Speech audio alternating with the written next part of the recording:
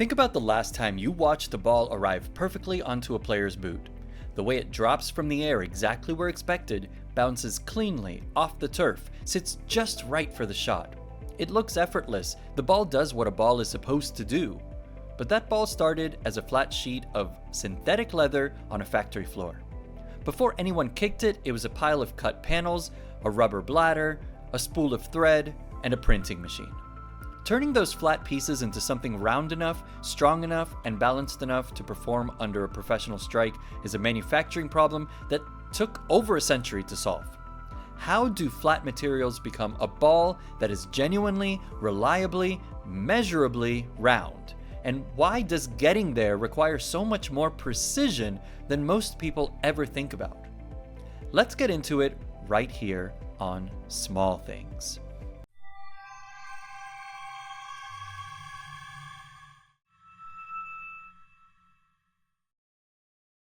Not one thing, but many.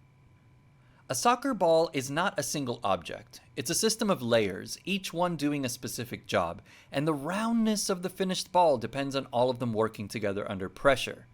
The outermost layer is synthetic leather, cut into panels and stitched or bonded together. Beneath it are multiple layers of polyester cloth, laminated to the leather with adhesive, which give the surface its stiffness and help it hold shape.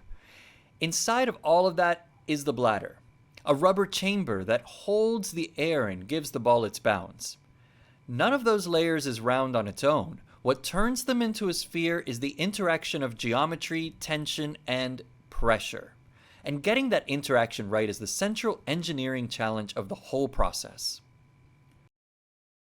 A century of getting it rounder. It didn't begin with a problem to solve, it began with an animal bladder and the hope that it would hold air long enough. The earliest recorded ball games used objects stuffed with hair, feather, and cork, wrapped in leather, stitched by hand. Nobody was engineering roundness. The ball was whatever shape the stuffing produced, which varied considerably from one ball to the next. A ball that was roughly round was good enough. That changed in 1855 when Charles Goodyear, who had spent years experimenting with rubber vulcanization, produced the first ball made from vulcanized rubber. Vulcanization, which treats rubber with heat and sulfur to make it stronger and more elastic, meant a ball that could be inflated to a consistent pressure and would hold its shape under repeated impact. For the first time, it was possible to make a ball that behaved the same way twice in a row. That reliability was new. It changed what players expected from the ball and, by extension, what manufacturers had to deliver. The leather-covered balls that followed were an improvement, but they came with a serious problem. Leather absorbs water. A ball used in rain would soak up moisture throughout the match, gradually becoming heavier and harder. Players who headed those balls in wet conditions suffered real neck and head injuries, a consequence that was accepted as simply part of the game for decades. The push towards synthetic materials was driven not just by performance but by the physical cost to the players using them. The geometry of the ball was the next frontier. For most of the 20th century, balls were made with varying numbers of panels and varying shapes. The 32-panel design that became standard, with 20 hexagons and 12 pentagons, was chosen because it is the closest approximation of a sphere that can be constructed from flat interlocking pieces.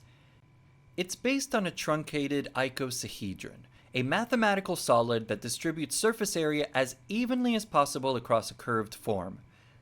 This is not intuitive. It was worked out over years of experimentation, and it became the template for every ball produced for professional play from the 1970s onward. Each improvement in the ball changed what the game looked like. A rounder, more consistent ball allowed more precise passing. Better pressure retention changed the pace of play. The history of the soccer ball is, in a quiet way, also the history of how the modern game evolved. From flat panels to a perfect sphere. So how is a soccer ball actually made? The process begins with the leather, and the first challenge is making it stiff enough to hold a shape without being so rigid it cannot be curved. The synthetic leather panels start as flat sheets of polyurethane. To give them body, They're laminated with layers of polyester cloth using a latex adhesive. Press together under heat until the layers bond into a single composite material. Expensive balls get 4 layers of cloth. Less expensive ones get 2. The number of layers directly determines how well the ball resists deformation under impact. After laminating, the composite sheets are fed through a die cutting machine that stamps out the individual panels, each one cut to precise tolerances so that when they're assembled, the seams align and the finished ball is as close to symmetrical as possible. Cutting is the most exacting stage. A panel that's even slightly oversized or undersized will produce a ball that bulges or flattens in that section, changing how it moves through the air and how it feels underfoot. Workers inspect panels at this stage, and anything outside tolerance is rejected before stitching begins. The panels are assembled by hand using a pattern that prevents any 2 identical panels from sitting adjacent to each other, which would create a flat spot in the finished ball. The stitching uses a double thread technique that locks each seam so that a single broken thread does not cause the whole seam to unravel. Each stitch is pulled to a consistent tension, because a seam that is too tight distorts the panel and one that's too loose allows the ball to lose shape under pressure. A skilled stitcher working on a premium ball can spend hours on a single unit. The bladder is produced separately, inflated slightly before insertion to smooth out the wrinkles from molding, then fitted through a small opening left in the panels. The valve is seated, the final seams are closed, and the ball is fully inflated and measured against standardized specifications before going to printing and final inspection. The shape is not what makes it round. Most people, if asked why a soccer ball is round, would point to the panels. Hexagons and pentagons arranged in a sphere shape. That's what makes it round. That's not quite right, and the difference matters. The panel geometry sets the intention, but what actually produces roundness is the pressure inside the ball working against the resistance of the layers around it. When the bladder is inflated, it pushes outward in every direction equally, and the laminated panels have to absorb and distribute that pressure without deforming. If any section of the ball has more give than another, the pressure will push further in that direction, creating a bulge.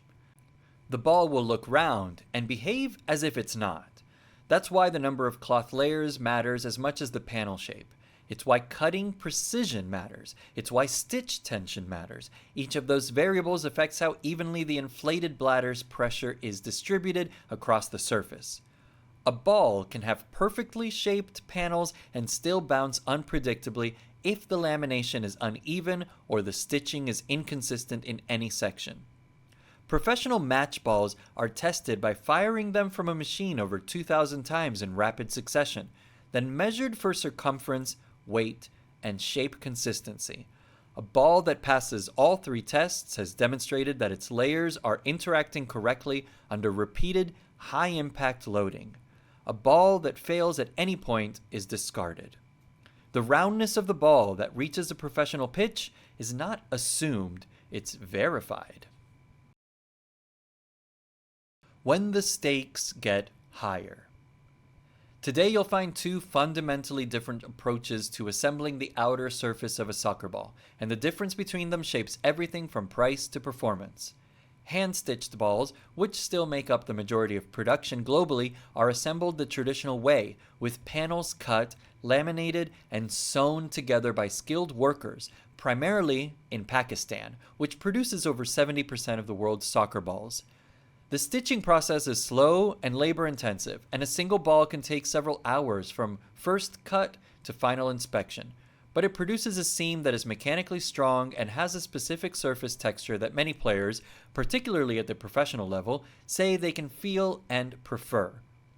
Thermobonded balls, introduced for high-end professional play, use heat and adhesive to fuse panels together without any surface stitching. The result is a smoother, more water-resistant ball that maintains its weight and shape in wet conditions more reliably than a stitched one. It sounds like a straightforward improvement. The 2010 World Cup's Jabulani ball was thermobonded, and its flight characteristics were described by goalkeepers across the tournament as erratic and difficult to read. Removing the stitching had changed the aerodynamics of the ball in ways that even the manufacturers had not fully anticipated.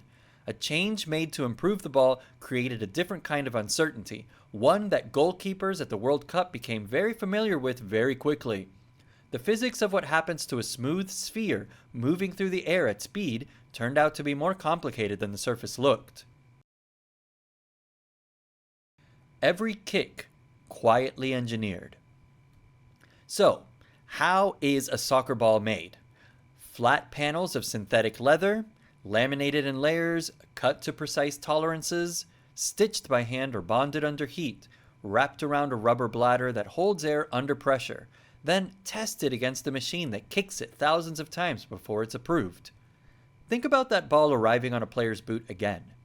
The drop from the air, the clean bounce, the way it sits, just right. A soccer ball looks simple because we see it everywhere, but its perfect roundness is engineered through tiny details. Every cut, seam, layer, bladder, and pressure test has to work together before the ball can roll, bounce, and fly the way players expect. The simplicity on the outside is the result of everything that had to be solved on the inside. If this changed the way you think about the ball sitting in your garage or the one on the pitch at the World Cup, let us know in the comments what you want us to explore next. We might make it our next episode. Thanks for watching. History often hides in the smallest details.